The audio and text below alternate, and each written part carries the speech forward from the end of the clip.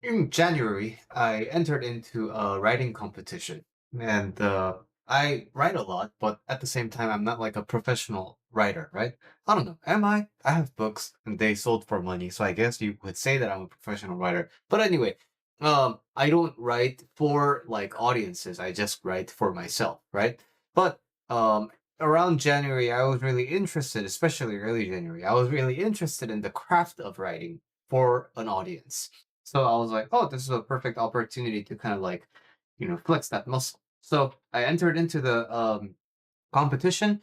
It was a short essay competition, submitted it, and then forgot about it. Now, I forgot about it for like a month and a half, and then today I got an email saying that my essay was not selected, which makes perfect sense.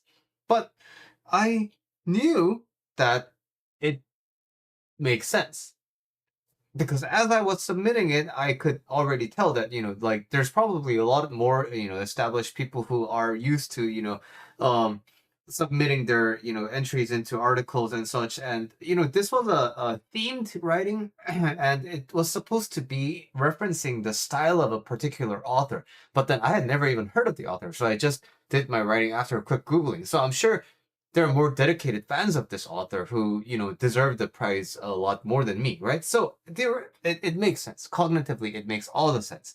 And um when I was submitting the writing, I just remember having a blast, right? Like putting something on the line, and I just really enjoyed the process of that writing, and I learned a lot about myself at the time. So that experience itself is already really valuable to me. But today morning, as I was preparing my food, and then I saw the email, and then I noticed myself get disappointed. So I talk a lot about the difference between the head and the heart, right? So in my head, I was thinking I have no expectations. But then in reality, inside of me, there was a part of me that kind of anticipated. There was a part of me that kind of wanted the results. So because of that, when I didn't, when my essay wasn't selected, it stung a little bit. But this actually gave me a little bit of clarity. Like I could see something very clearly about myself for the first time in a really long while. There's a part of you that wants to protect yourself from failure. And I never really did anything with my life until I became a coach and learned coaching and until I started practicing Buddhism. I was a big procrastinator. I always delayed things and I always kind of like decided that the good things in life are reserved for other people and not me. And I was really frustrated about that part of myself because I never really went out to do anything.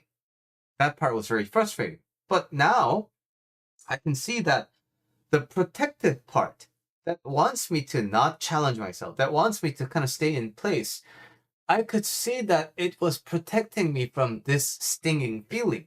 It's just that I haven't felt this stinging feeling in a really long time.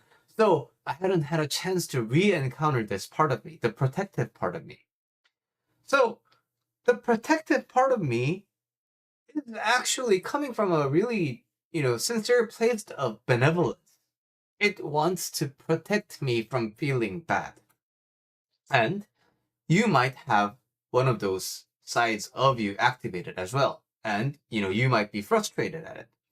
But I always want you to learn from my mistakes. I always want you, the viewer, to live a better life than me. So here's what I have to offer for you today. The thing is, do you need to be protected? Now, there's no agenda to this question. I'm asking you to just evaluate earnestly. I can generally fend for myself because, I've been practicing jiu-jitsu for a few years now. But the thing is, last week or last week, I was really sick. And last week, I could not protect myself.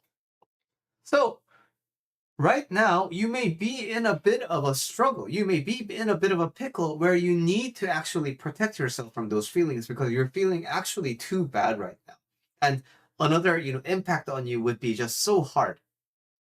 And in that case, it's good to rely on that protective measure that you have because it's going to kind of keep you in the same space until you can recover and have that bit of energy and stamina. That's one side of it. But now, suppose you feel like, you know what, like I'm generally mentally healthy, and I don't think I need to be protected. Like the next blow won't end me. The next blow won't obliterate me. So if you have that kind of an idea, now it becomes a little bit difficult because I don't need to be protected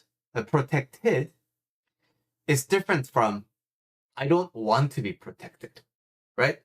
So even when I am perfectly healthy and I can protect myself, ideally, I would like to not get into altercations. I would not like to, get into a street fight, even though I can perfectly fend for myself, right?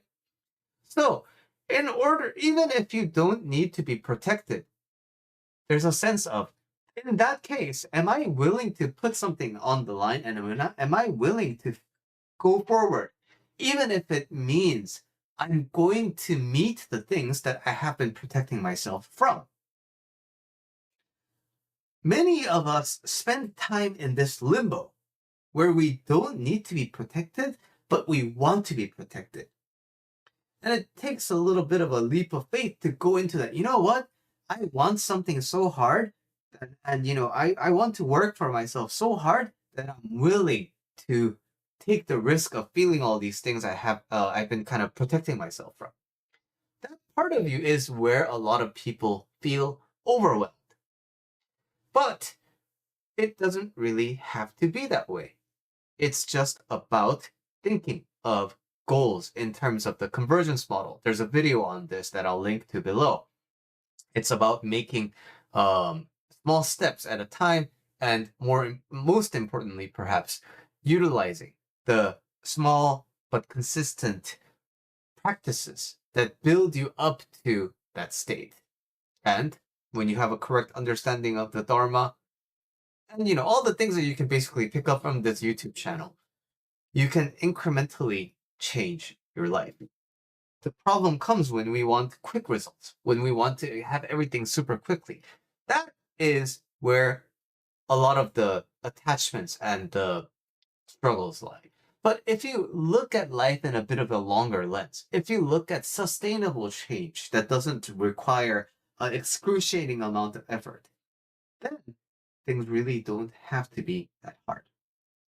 So obviously, this is a personal video and I talked about my personal case, but it may feel difficult for you because you don't know how to navigate from outside of your head. You're only ping-ponging from within your voice. That's why people can work with a coach like me. Working with a life coach one-on-one is not just limited to really rich people. Working with a coach one-on-one is like, I know there are some people who approach it like multi-level marketing, but it's not. I'm genuinely here because I want to work with you and I want to support you in your life journey. So if you want to explore life coaching with me, feel free to shoot me an email at billy@julylifecoach.com. Or if you have no problem coming on YouTube, you can always get a free session from me, and we can record it and you can keep the video as it's going to be uploaded on my YouTube. So if you're interested in that, also let me know at billy@julylifecoach.com.